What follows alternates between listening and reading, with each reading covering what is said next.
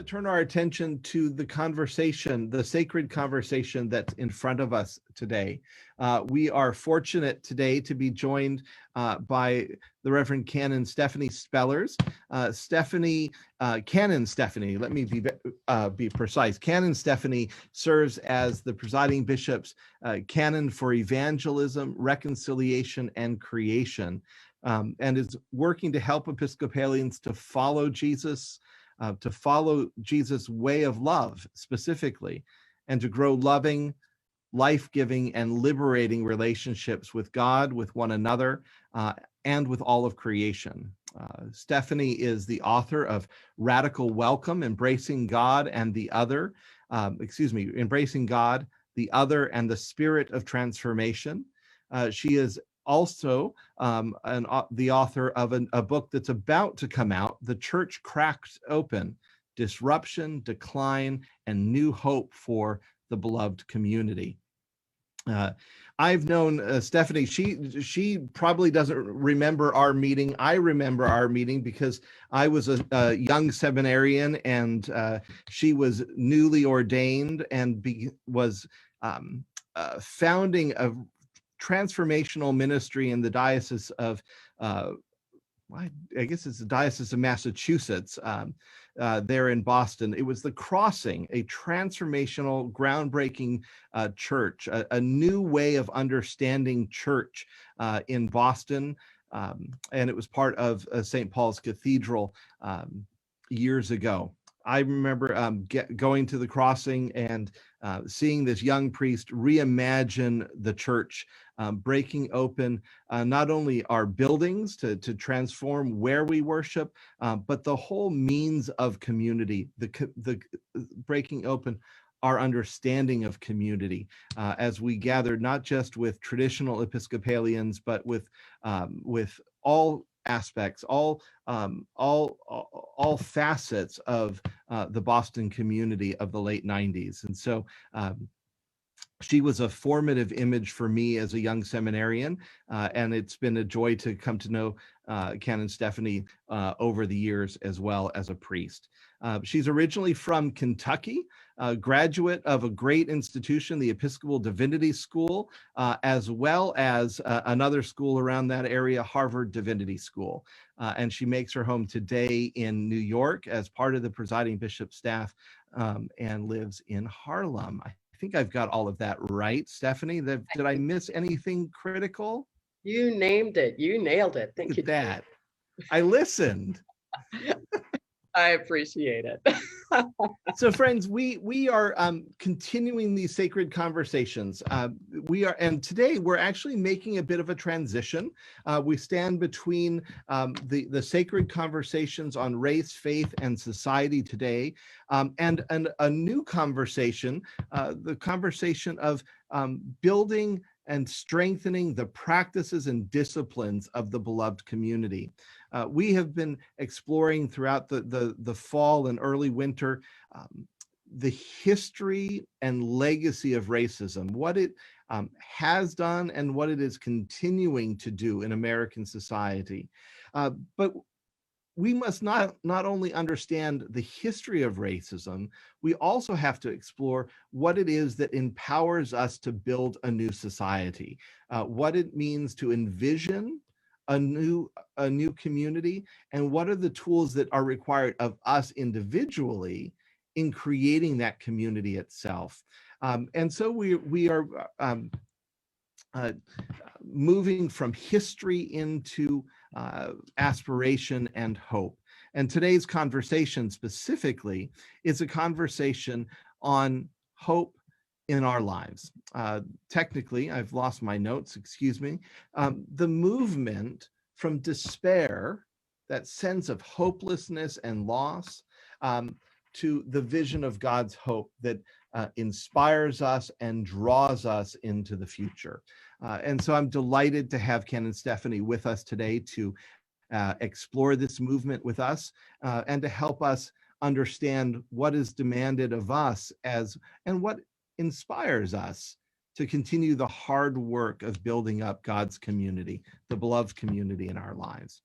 So with that, friends, I am going to open us with prayer. Oh, excuse me. Let me just make a couple of housekeeping notes as well. As ever, let's make good use of the chat feature. As Stephanie introduces our theme, if there are questions or thoughts that you'd like to put forward, please utilize the chat, and I will incorporate those into our conversation as best we are able. Secondly, just a reminder of the structure. We'll have an opportunity to hear from Stephanie. Then Stephanie and I will unpack her presentation a bit more thoroughly. And then we're fortunate today to be joined by a few responders in our midst.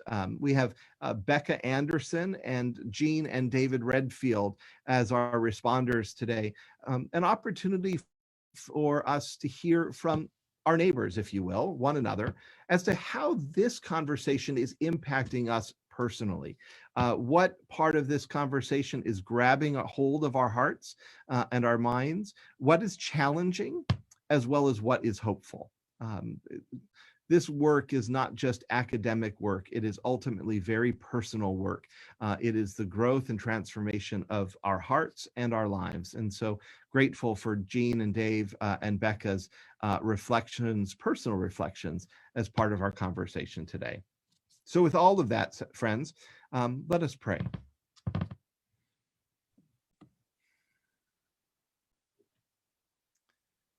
Grant, O God, that your holy and life-giving Spirit may so move every human heart, especially the hearts of the people of this land and of this community,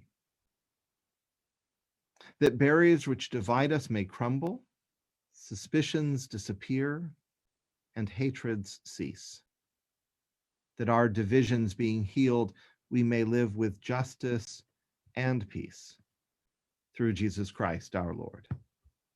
Amen. Amen. Well, Stephanie, I'm going to turn it over to you to lead us into this conversation.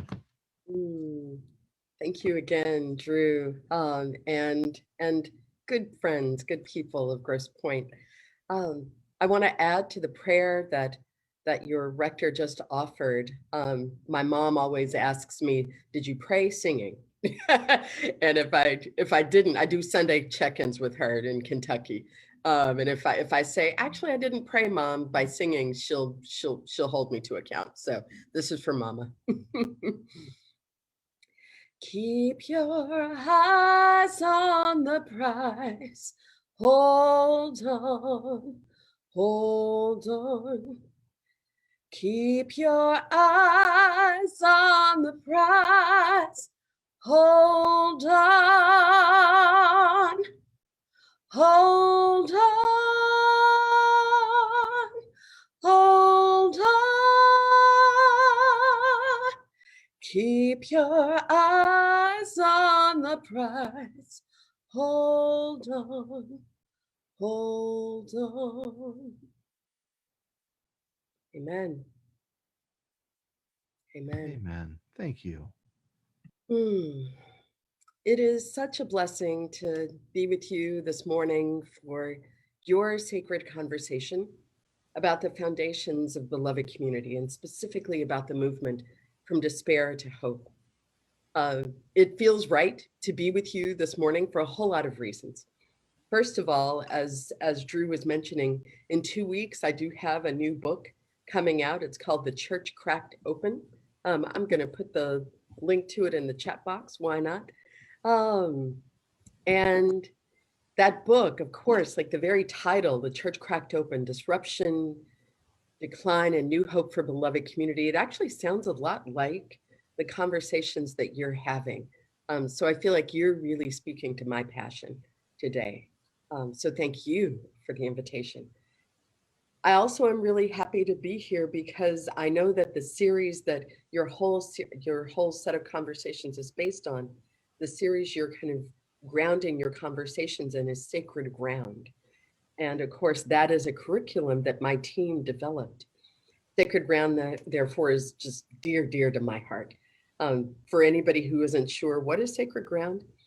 It's an intensive 10-session small group video series where folks are watching films, reading, and having hard conversations about the story of race and hope for healing in America. Now, 10 sessions and films that go with each of those sessions is a big commitment, so not everybody can make that. And that's why I'm really grateful that you have created this opportunity for people to engage at a different level in sacred conversations. And I've seen the list of all of the sessions you're involved in. I've seen what you've been doing from November until now. Every week, you've been going deep with leading figures in the church and the academy.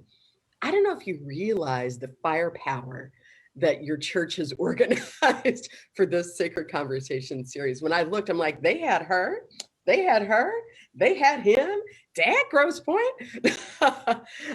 So you're really getting some extraordinary voices covering a lot of the same ground as the Sacred Ground curriculum. You are really getting to know the sacred ground on which we stand as Americans. I also hope that you are coming to understand what it means for you to live and worship on the edge of one of the most important racial divides in our country. The divide between Detroit, which of course is what Cornel West calls a chocolate city, 78% Black. And the divide between that Detroit and the ring of privileged communities that surround it, including Grosse Pointe, which I did my homework, is 92% white. So I hope that you've been learning about the stories and the forces that made all of us this way, that made you this way. My cat will certainly have something to say about it. And here she is. Hey, babe. Oh, boy. Hey, okay. What do you want to say about racism? What do you want to say? What do you want to say? Okay, this is Beth. Okay. So I hope that you've been learning together about the forces that made us this way. We didn't just become cities divided like this, communities divided like this. What is the fractured ground, the sacred yet fractured ground on which we stand?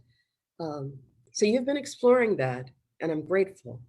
And now you've come to a turning point.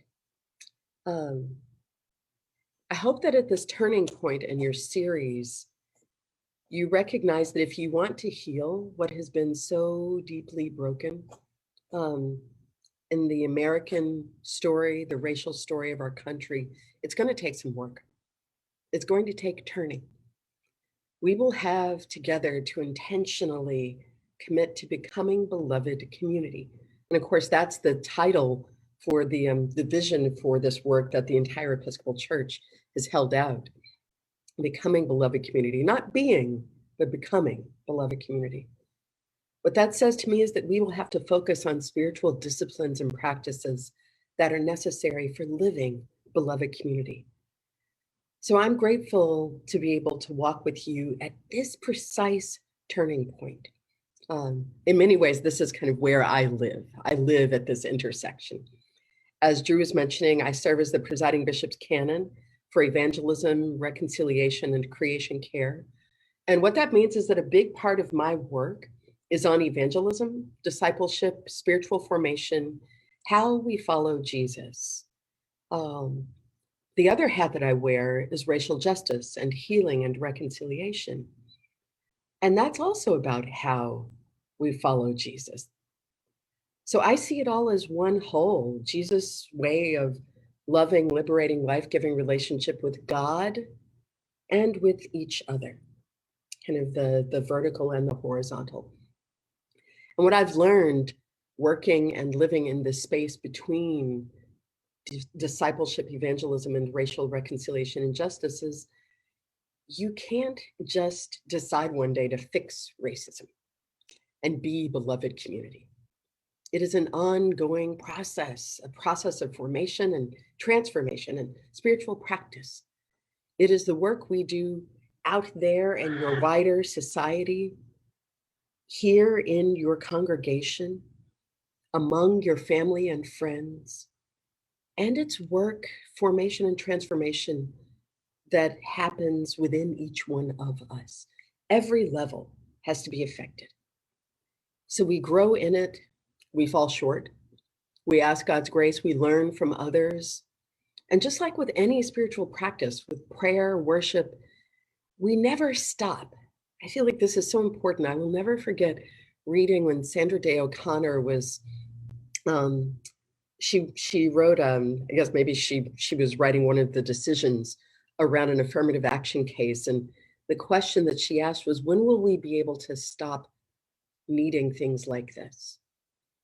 And I remember reading that and thinking, we're not. We're not going to get to that point, but that's okay. That's not a failure. That's just the way this work works. You don't look up one day and say, okay, we're done. Good thing all those racial issues are over. Whew. You don't get to go and do service projects in Jefferson Chalmers neighborhood and then feel that your work is done. We keep going. We're healing broken neighborhoods, but also dismantling the systems that broke them in the first place. We're healing the brokenness of racism and white supremacy deep in our own souls. Y'all, it took 400 years for us to land where we are. Not just any 400 years, but the first 400 years of the American Republic. Racism and white domination are in the deep, deep structure of every part of American life. So no, we're not going to be done in your lifetime or mine. Just let that go. So take a deep breath. And feel free to do that right now. Like, just take a deep breath. Allow your stomach to fill. And then release and let your belly kind of move in.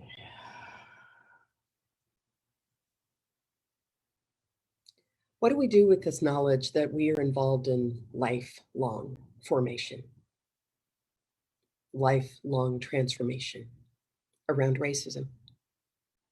Well, you could despair. You could say, we're never done. I give up. Or you could stay the course in hope. I believe that Episcopalians are perfectly positioned for staying the course.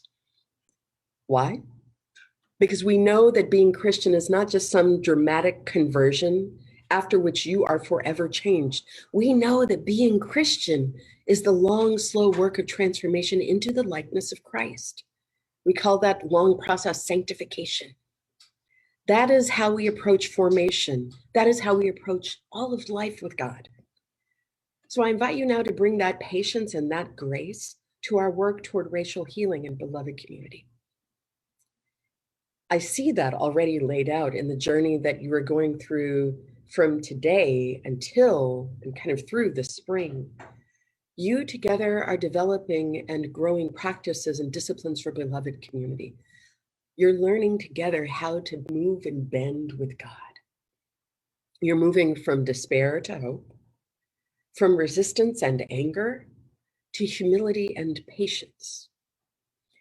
You're learning how to move from being strangers who are separated by privilege to being siblings who share in equity. You're learning to move from apathy and fear to perseverance and courage, from greed and loss to generosity and joy, from rigid judgment to the wideness of God's mercy. And what I hope you know, or at least that you're growing in the knowledge of, is that these are not just ideas.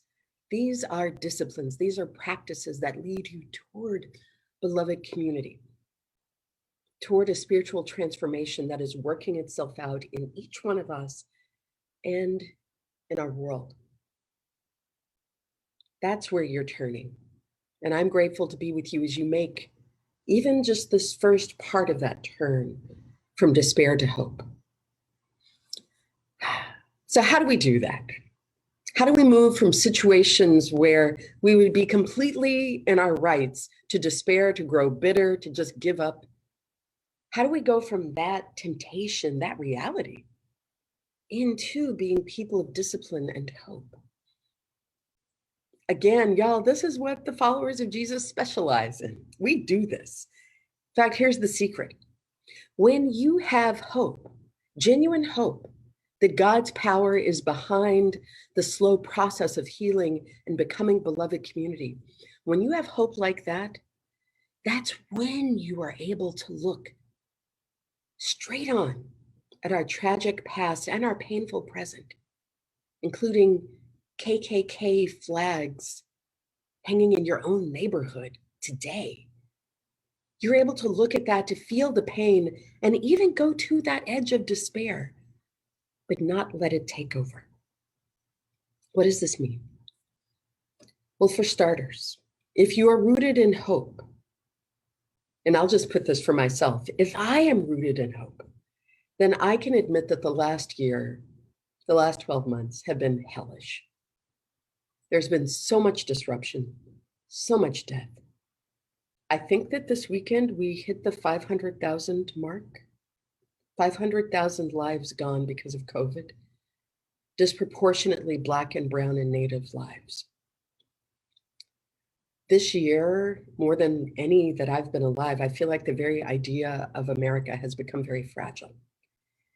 What is the land of the free and the home of the brave if it's all built on white domination and supremacy?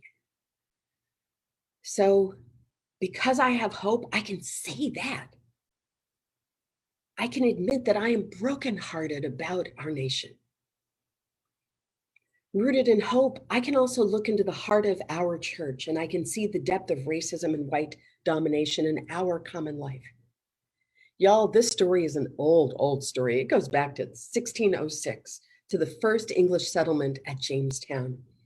Heroes like John Smith, one of the Virginia Company's leaders, they were actually the ones responsible for unspeakable racial terror.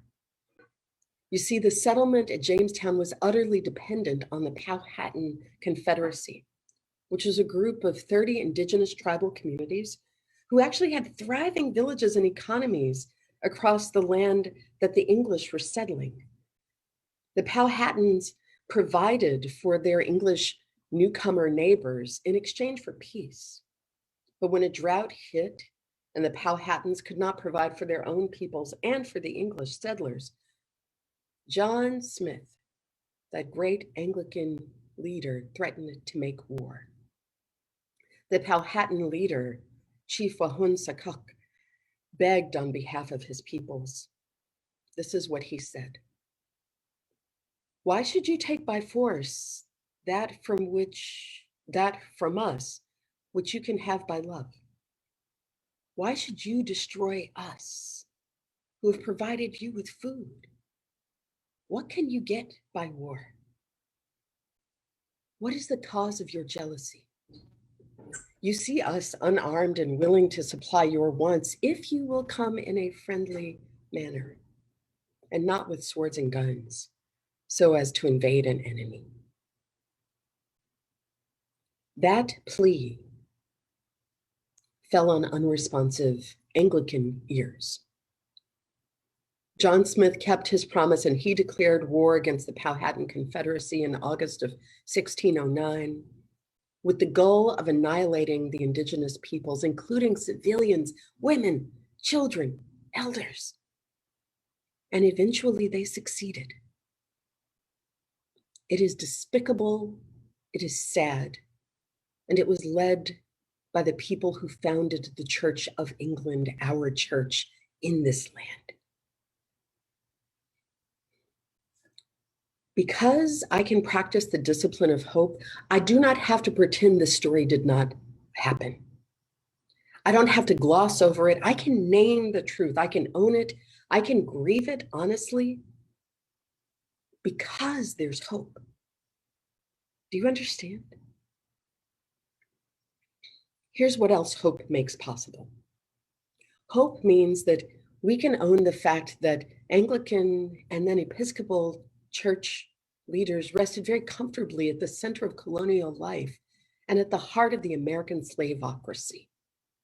As the wealthiest and most privileged church in America then and now, the Episcopal Church has been an active, savvy defender of slavery at the highest levels of government, church, and society. Because I have hope, I can tell you without blinking that one of the most popular and thoughtful pro-slavery books of its time was The Bible View of Slavery. That was the title. And it wasn't written by a Southerner, and it wasn't written by a layperson. It was written by John Henry Hopkins, the Bishop of Vermont. The Bishop of Vermont, who went on to serve as our presiding bishop, wrote one of the primary biblical defenses of slavery. Because I have hope, I can stand here and say to you without despairing that almost every time Black leaders have asked for autonomy and representation in dioceses, our church's leaders have continually refused. When Japanese people were shipped off to internment camps, the Episcopal Church did not protect its own members. We closed their buildings. When school systems desegregated across the South and across America, our churches were the ones that nurtured private Episcopal schools to educate white children, leaving city schools in tatters and segregation very much still in place. Yeah, we have had moments when we lived a different liberating story on race, but we have to be honest.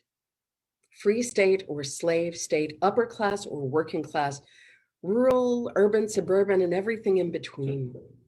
As a denomination, as a whole Episcopal body, we have overwhelmingly supported systems that oppressed people of color and protected white cultural domination. Rooted in hope, we can speak these truths. So now I want to pause and invite you to use the chat box or maybe even to unmute and just name if there are moments that you want to give voice to, moments when you have seen racism present in the life of the Episcopal Church, and maybe even in the life of Christ Church Grosse Pointe. Feel free to note in the chat or to share in other ways. Yeah. Thank you, Stephanie. Let's unmute friends, Joseph, and I will love to hear from you.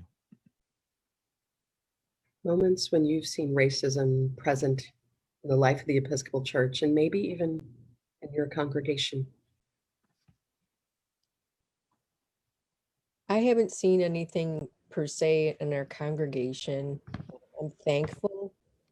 I joined the church, the Episcopal Church, about 2 years ago. I was a Catholic. And one of the things that really turned me off about Catholicism was that there was all these rules which seemed hidebound. Mm-hmm. And I just felt stifled because I didn't feel like they welcomed any and all to the altar. And I searched for a long time to find a place that I felt like felt like home, felt like there were people that were willing to outstretch their hands to a newcomer, and I felt very welcome. As far as in our community, I've been living in Grosse Pointe since I was about 15, and I came from Detroit, and the reason my parents moved me here was because of the school systems going downhill, because there was a vacuum that was happening, and everybody was, the white flight was like emptying out the city. So my parents, when I went into 10th grade, brought me here to Grosse Pointe South. And I'm a student of history. So I've looked back at the history, and my father told me the history of Grosse Pointe. I'm half Italian. And at one point when my dad was growing up, he lived right on where the Jefferson Chalmers area is, on Alter Road, or Ashland, which is next to Alter.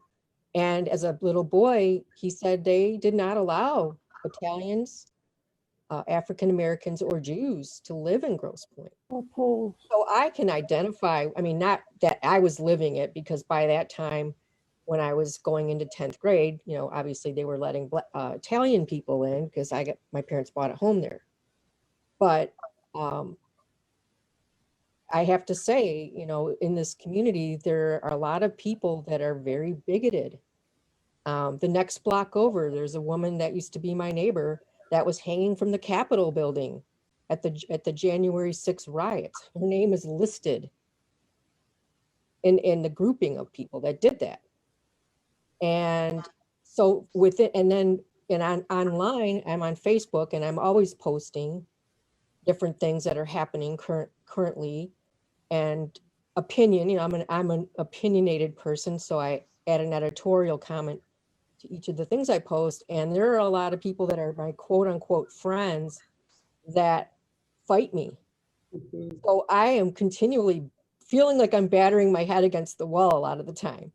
But then I still, like you, have hope that maybe it'll break the ice somehow, and there'll be something at the end of it. But I have to tell you, I wasn't I always felt sorry for people that weren't treated well, no matter what their background was. But I really got more militant about it during the onset of the Trump administration and prior to, and his campaign, and how he's talked about people and women. And so it really just, it got a fire in my belly.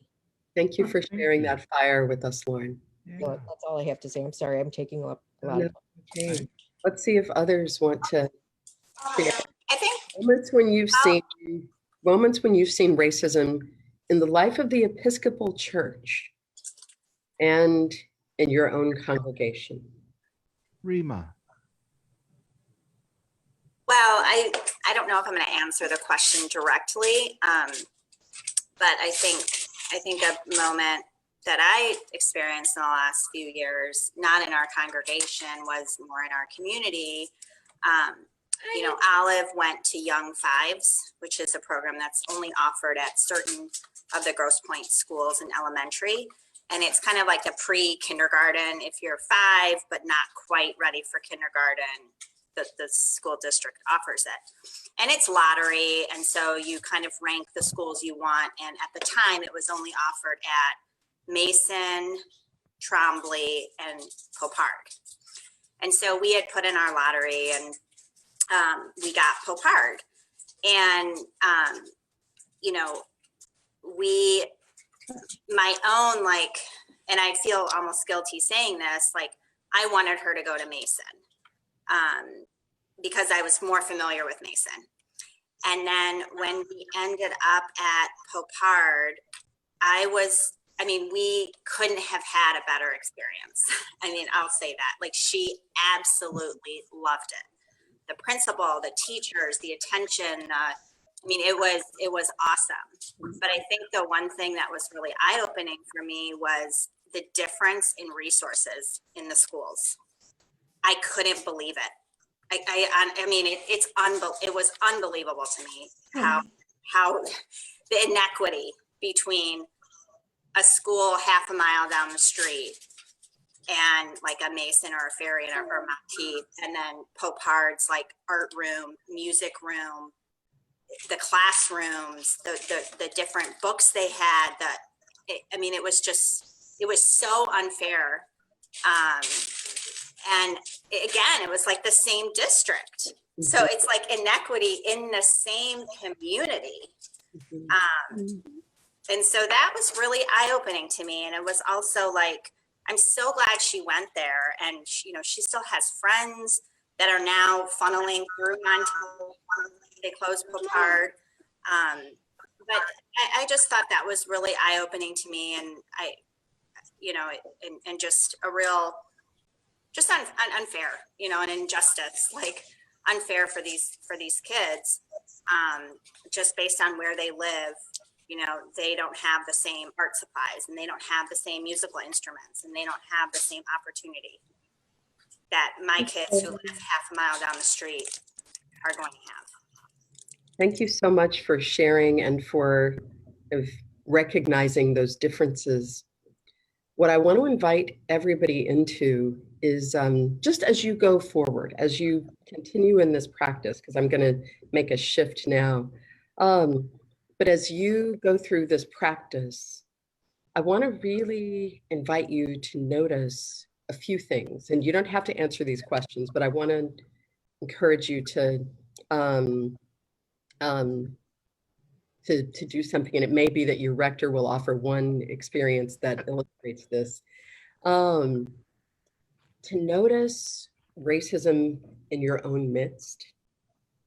My experience is that it is much, not just easier, but it's more apparent often when it's happening elsewhere. For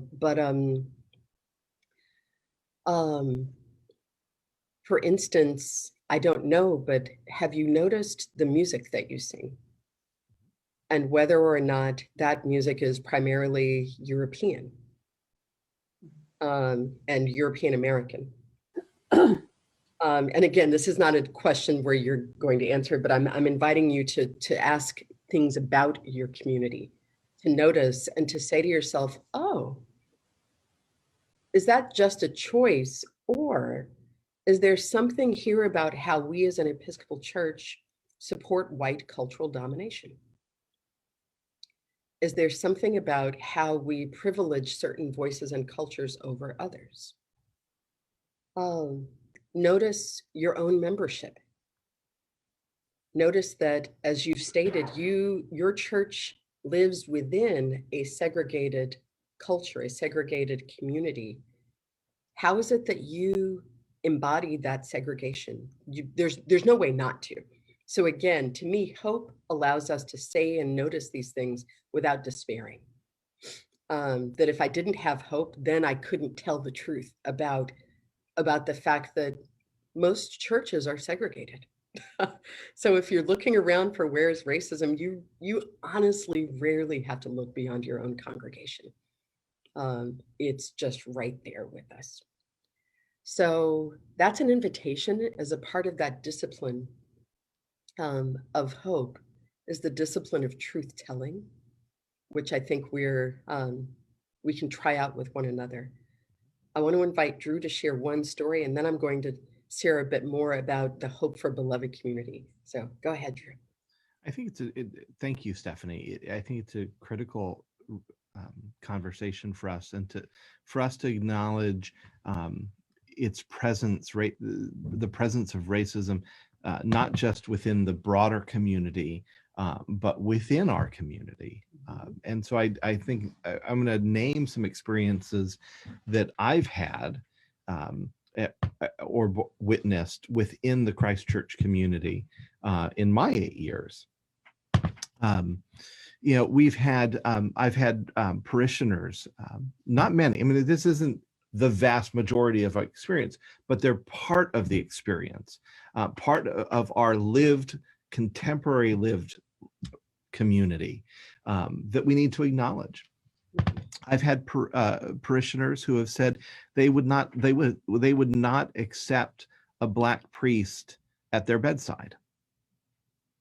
As overt as that. To assure you, I don't allow that expectation to be lived out, but it's been expressed to me.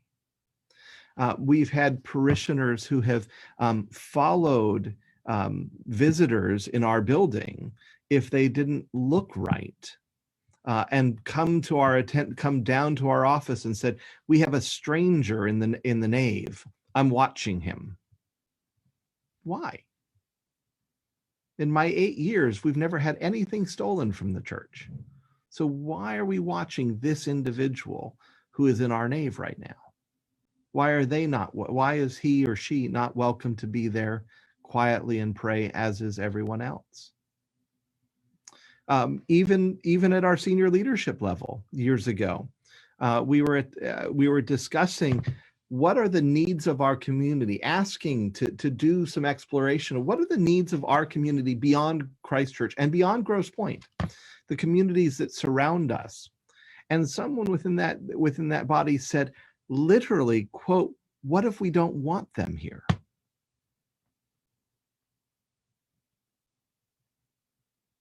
Now, again, these are not the vast majority of our life, but they are part of our life.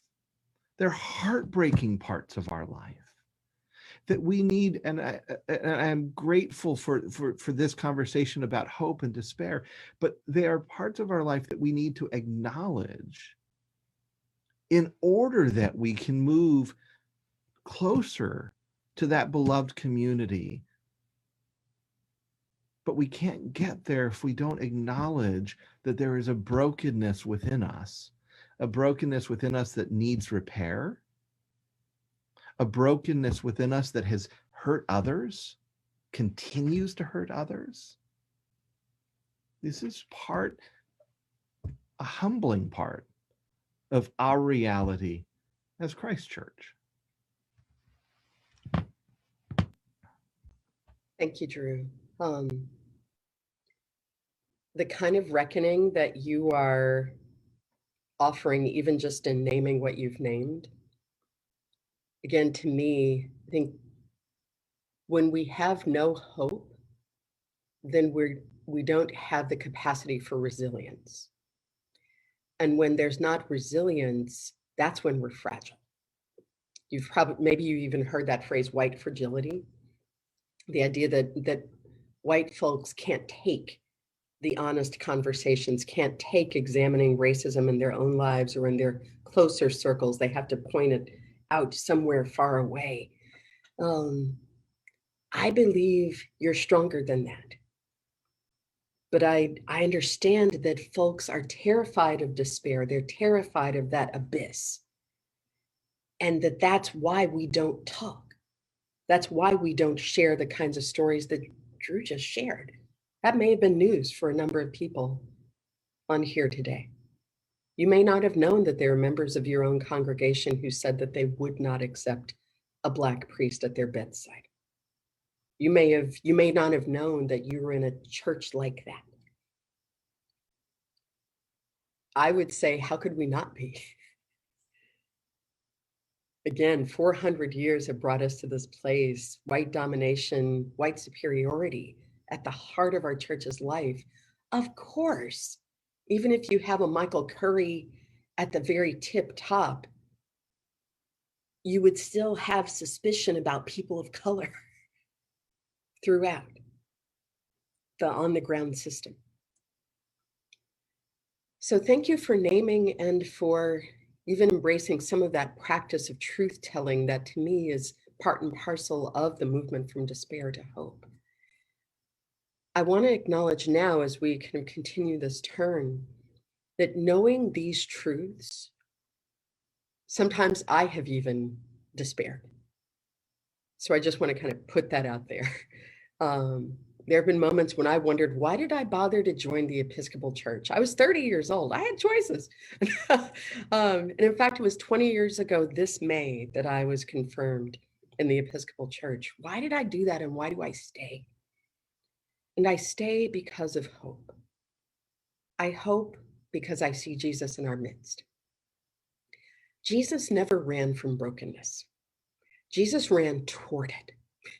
So if you see something that tempts you toward despair, know that that's actually where Jesus would be moving in a heartbeat. He would run toward it. He would embrace it. He would reach out so that he could heal it. And I believe that he is doing that with us right now. And I believe he wants to do even more. Because every now and then in our story, a crack has formed. Light has broken through. Individual people, and sometimes even our entire church leadership bodies, have contradicted the shameful history, and they have cast their lot with the underside.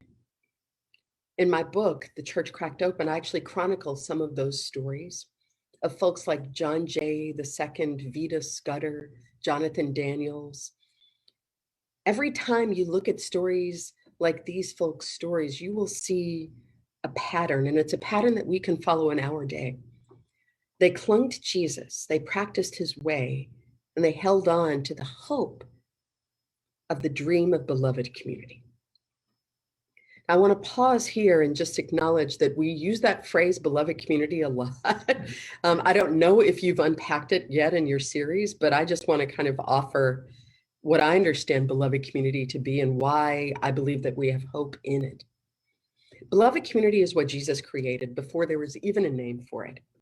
He held out the hope for beloved community to that young man, the lawyer, who asked him, what is the great commandment? What is the greatest commandment? And Jesus told him, you shall love the Lord your God with all your heart, all your soul, all your mind, everything in you, loving God. And you shall love your neighbor as yourself. That's Matthew 22, verses 37 to 39. Jesus welcomed him, and he welcomes all of us into a counter-cultural, self-giving community of love with God at the center, where we see and honor God in one another. That is beloved community. A counter-cultural, self-giving community of love with God at the center, where we see and honor God in one another. Beloved community is a community where we help one another to grow into everything we were created to be. In beloved community, each person is committed to the other's flourishing. I am as committed to your flourishing as I am to my own. In beloved community, each member is willing to sacrifice their own comfort and maybe even their own life for the sake of the other and for the dream of healing and wholeness that we share. Jesus built beloved community every day of his life and after his death. He purposefully gathered insiders and outsiders. You would see scandalous women and illiterate men, hungry children and wealthy benefactors, all together, not segregated. He told them that they were grafted into one vine, and even when they tried to resegregate, even when they obsessed about which of them was the greatest, you know what he did? He knelt and washed their feet. In beloved community, nobody is superior or inferior, of greater or lesser value. The hierarchies that are so much a part of our lives, they don't matter in beloved community. Instead, as Paul puts it in 1 Corinthians 12, the eye cannot say to the hand, I have no need of you, nor again the head to the feet, I have no need of you. On the contrary, here's where Paul really works it out, twists things up. The members of the body that seem to be weaker are indispensable. In beloved community, the members of the body that seem to be weaker are indispensable. This is the reverse of how the world works, isn't it? In God's community of love, the powerful don't get to lord it over others, but actually the ones on the bottom begin to matter even more. I think of it as I hope this is all right. I think of it as divine affirmative action. There. The world has cast certain groups down, so God provides the extra honor necessary to balance those wrongs and achieve equity. Divine affirmative action. There.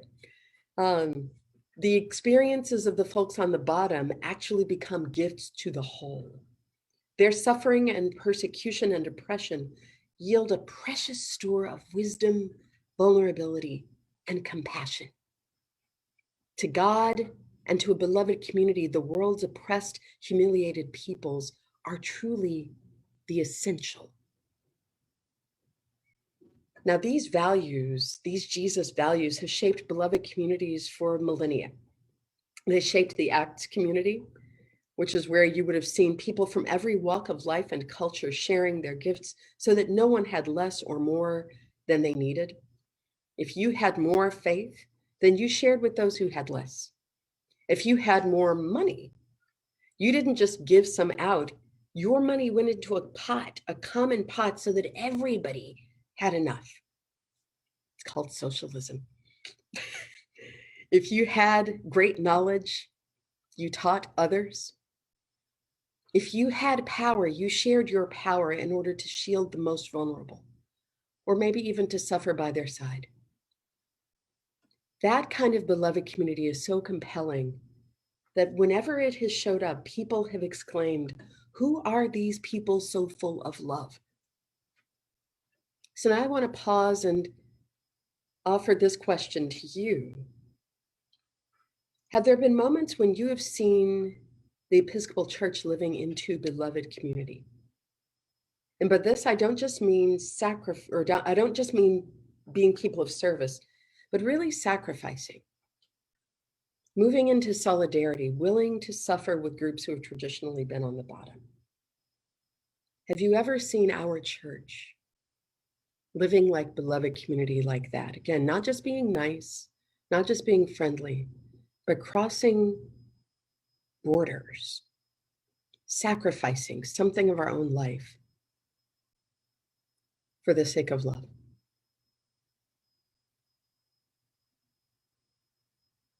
You ever see us do that?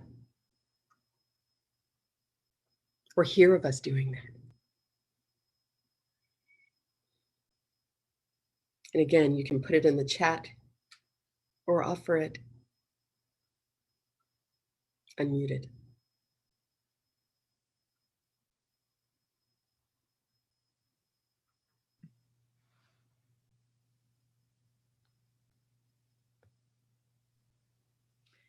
I'll say something, Betsy.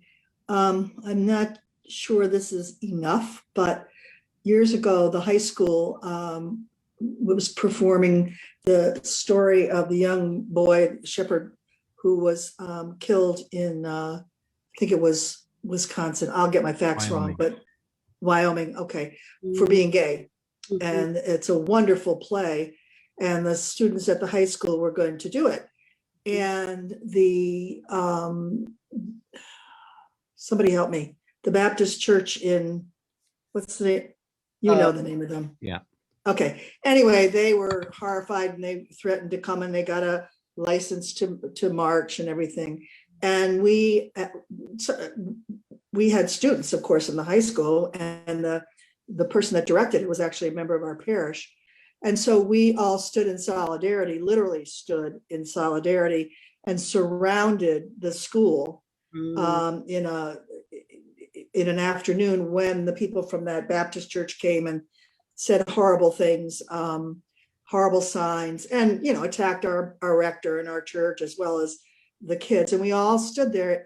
You name the ages, from kids from school to grandparents, and literally surrounded the students, and they all came out too. So I think that was taking a stand, and it was uncomfortable. And we were certainly, some people didn't feel it was the right thing to do. Where did we take it from there?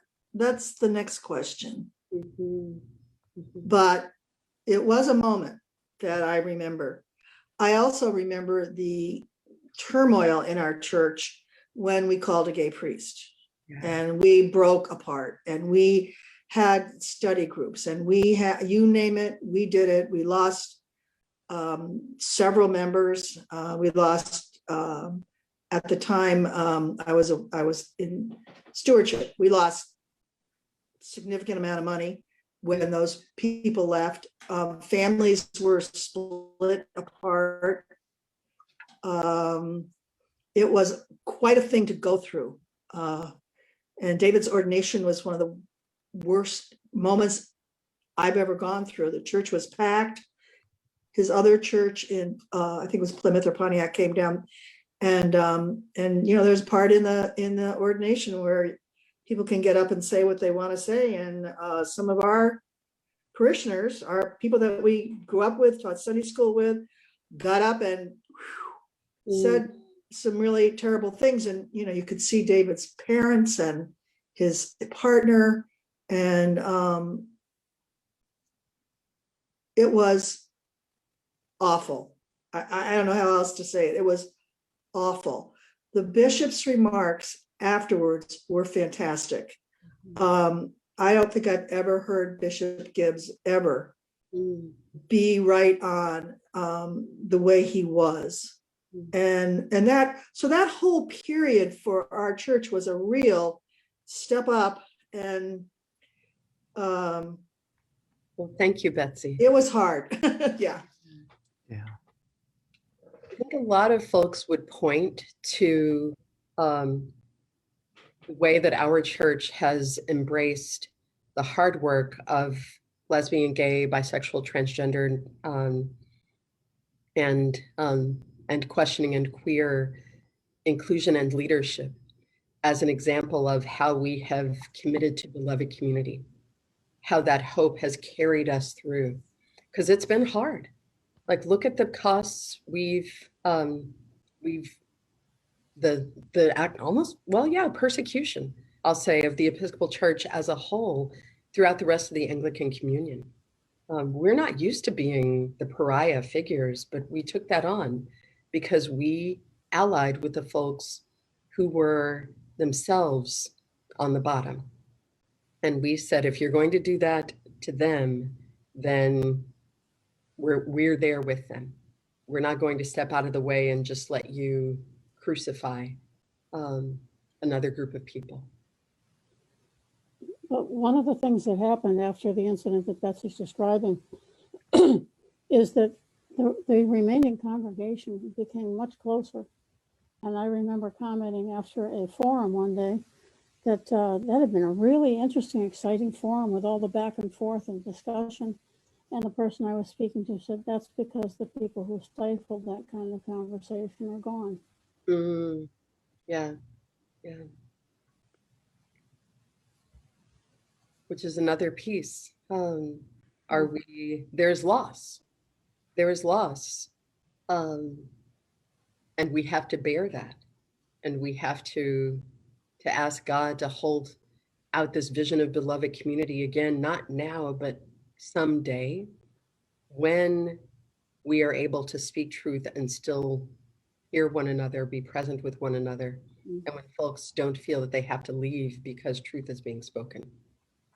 I want to keep us moving. One of the things that I want to acknowledge, I see here in the chat box, there are some interesting comments happening too.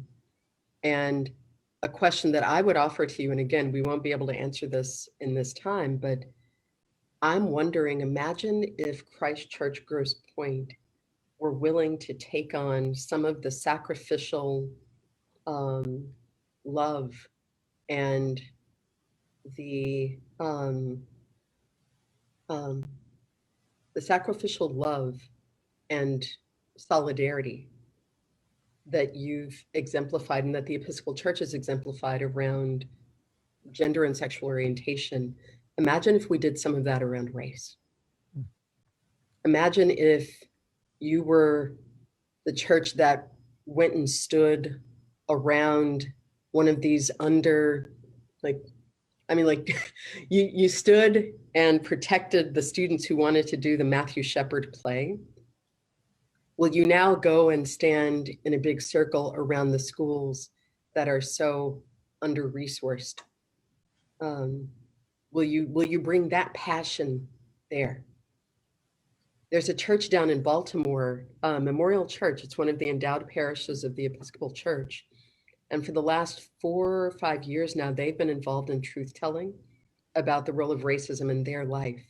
And just last month, they announced that they are going to be, they've committed $500,000 in reparations. $500,000 to repair what they acknowledge that they as a church and we as a society have broken because of racism and racial injustice. They didn't just arrive at that overnight, but they've been involved in conversation over several years that led them to say, we need to make a sacrificial offering. How do we place our greatest gifts on the altar for the sake of repair of what is broken?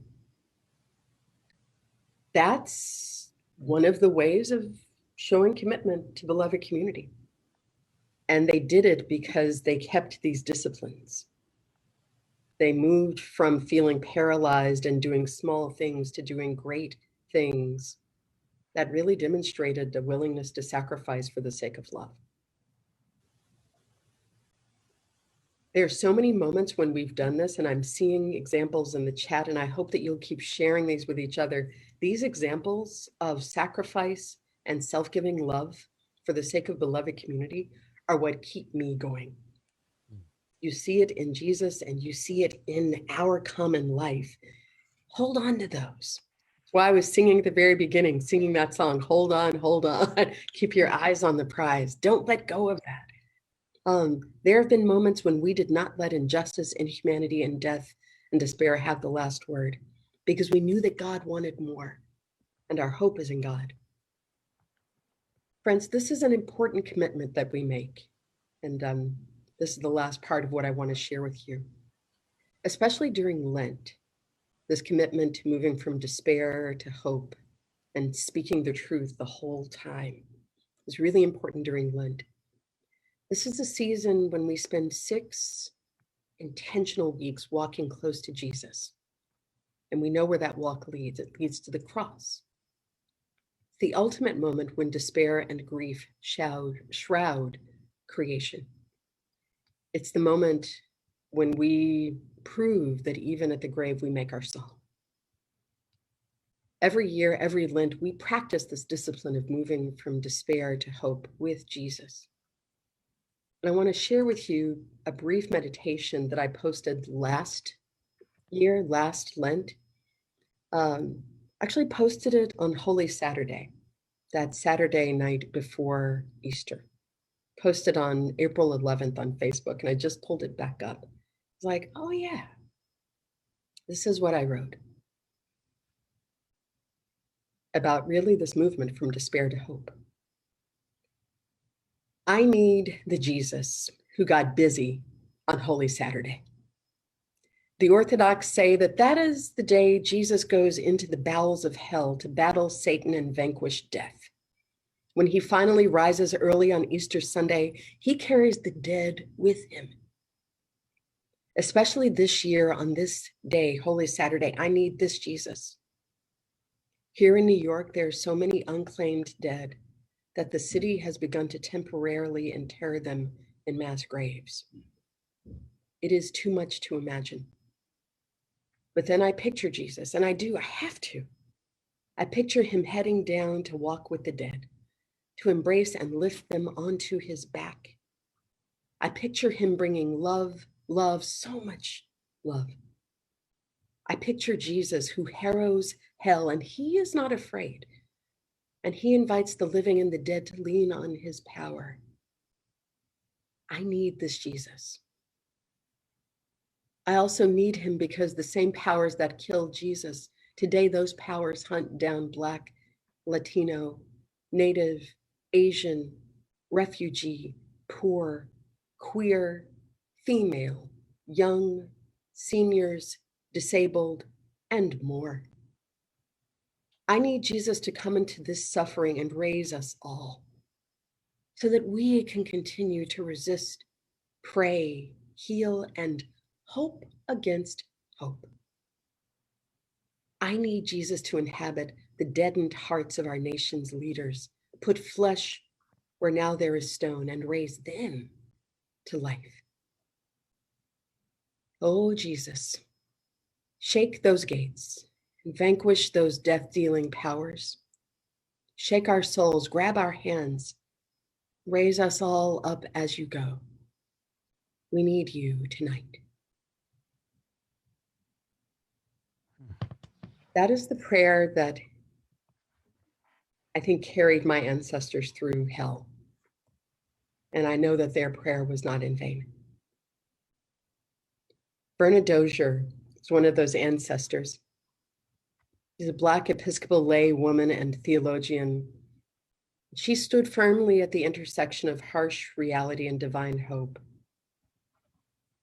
She once wrote, "The world is not as God would have it.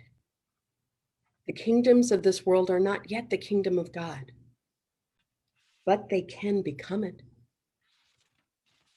They are not yet the realm where God's sovereignty is acknowledged and lived out, but they can become it." My friends, racism is powerful. It is enduring, and it tempts all of us toward despair. Don't let it drag you there. We will never be perfect. We will never be able to check a box and fix racism. And that's all right. The followers of Jesus understand that God is not through with this world. We are not yet beloved community, but we are becoming it. As long as we are becoming, we can hope. And my friends, we are always becoming. Amen. Thank you. I just need to, as I suspect many of us, breathe in that hope that you hold before us. Thank you. You know, we're going to invite some responders in a sec, but before we go there, I just want to explore some of the things you've shared with us. Hugely grateful for that reminder that hope is that thing which carries us forward. When we see, you know, I speak of this as if I see it. When we see darkness and are afraid of what that will be, it's hope that draws us in and through it. And it was just resounding in your reflections and the hope that you see, that your reflection on Holy Saturday, that this is the hope that holds us, that Christ, that God is reaching into all of those places of darkness, grabbing hold and pulling us forward and up. Yeah. I wonder, Stephanie, you know, you started us with a beautiful song of prayer, a song whose words we hold on to as hope. Yes. And that's an intentional thing. I think that's maybe what I want to just explore for a few minutes, if you don't mind. Hope isn't, and I think you reflected this, hope isn't an accident. Right. It's something that is in Christian practice, is something we developed. It's something that we practice so that we, if you will, aren't afraid of the things that go bump in the dark. And I wonder, from your experience, but either personally or within not the church, but not just the Episcopal Church, right? I mean, far more experience than just the experience we have. What are some of the things that you see that or have experienced that help us hold on to hope, so that we don't give in to the despair, that darkness that we might see? So how, you know, if you will, we talk about, I don't want to say salvation, we talk about all this hope, but how do we hold on to it? Yeah. So that it doesn't get the best of us? Yeah.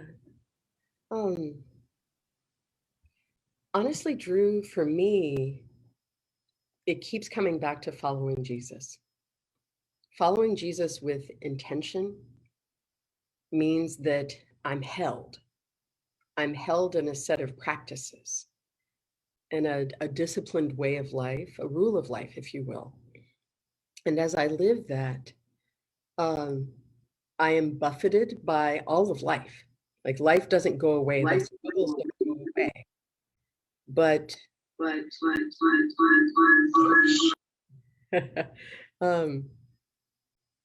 all of those forces are still there in the world, but I am changed because I am following Jesus and following his way.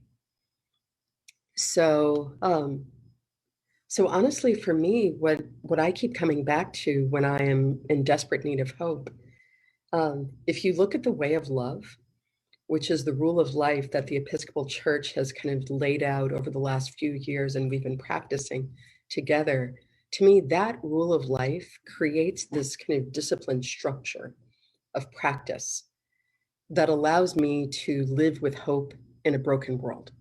So, for instance, one of the practices of the way of love is turning.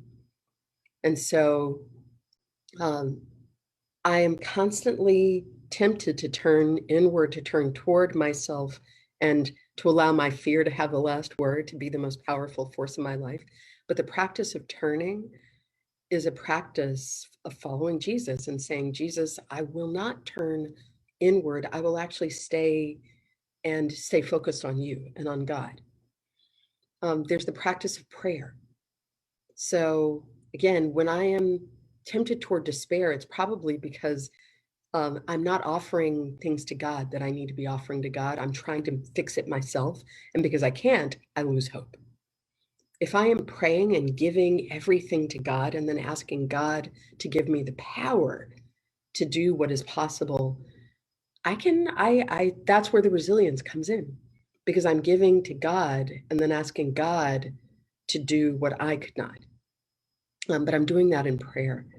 The reading of scripture is another of these practices in the way of love. And so I just, boy, if nothing else, friends, if you read the Psalms, if you read the Pentateuch, which is the first 5 books of the Bible, if you read the prophets, if you read the letters of Paul, the Gospels, any part of the Bible that you pick up, you are going to see the story of God's people struggling and holding on to hope. So a part of the practice, this discipline for me, is staying rooted in the Word, staying with those stories and realizing it's not just that I read these because this is the story appointed for this week. I read it because I need that reminder that this is what God has done in the lives of God's people for millennia. And what God did then, God does now. And maybe it doesn't show up the same way, but God's power is still working in this world. When I read scripture, I see examples of that power alive, and I can then recognize it in my own life. And I could go on. The way of love includes the practice of worship. That song I just sang to you is a song that I know from growing up, sometimes going to church. We didn't go a lot, but when we would go, I remember singing that song, in my mom's Black Baptist church. I remember singing that song also when we were involved in protest when I was in college. I sang that song. I led people singing that song, Keep Your Eyes on the Prize, Hold On, when we were fighting for gay marriage at the state capitol in Massachusetts. And there was one of these moments when we were all kind of sitting around in the rotunda, and folks were like, what do we do now? We've made all our visits to the representatives' offices. What do we do now? I was like, I think we're supposed to sing and pray. And this was a group of completely secular people. And they're like, what? I'm like, I think we're supposed to sing and pray.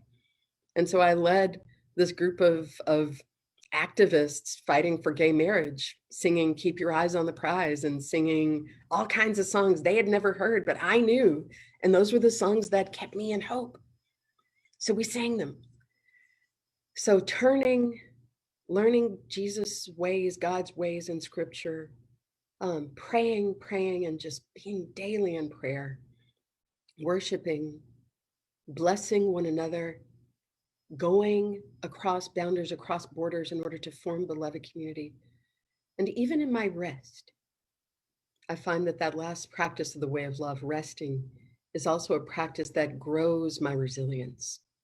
Because when I'm resting, I'm saying, God, I trust that you are holding what I could not, and that I could actually hit pause on all of my activity, and God, your movement would still be going. I can only do that if I'm hoping. And as I hit pause, I am leaning into God and growing hope. So those are the disciplines, but the practices that undergird that discipline of hope for me. And if you want to know more about that, I'll put it in the chat box, but just the way of love, episcopalchurch.org/way of love. I explored that even more in my book.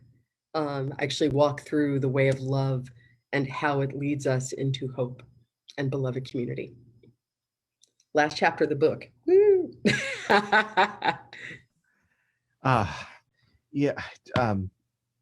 Grateful for that.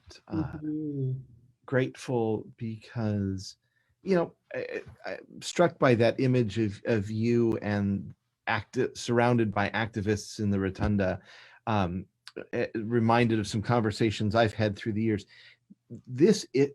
Change in our society, the work of becoming the beloved community Mhm. is not just policy work. It's not make a change and go home. Mm-mm. It is spiritual work for us individually and us as a community. And it, if there's a gift we have to offer as a church, I think it's a twofold gift. One of what can be, Mhm. but also what it takes to get there. Yeah. And that resiliency that is buoyed by one another, and the hope that we have, the hope that we have not only for what will be, but God's presence. Your comment that God is behind this work is essential to our transformation. Yeah. And God doesn't fix things. Like, that's just a part of Episcopal theology. I'm not kind of challenging God to, like, if you're really God, then you're going to fix all of this and make it all better. Our theology says God will be with you in it. And that is why we hope. Because we will not be overcome by these powers. And even death itself will not overcome us. Yes, Which allows you to hope. exactly.